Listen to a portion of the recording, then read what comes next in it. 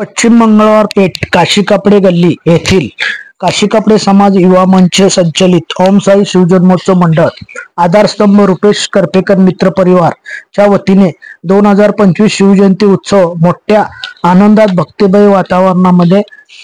श्रीचे पूजन करण्यात प्रमुख मान्यवर माजी नगरसेवक जगदीश अण्णा पाटील, नगरसेवक विनायक अण्णा विटकर, अजित भाऊ गायकवाड, राजा भाऊ काकडे, अनिल बुरांडे, संतोष निरुणकर,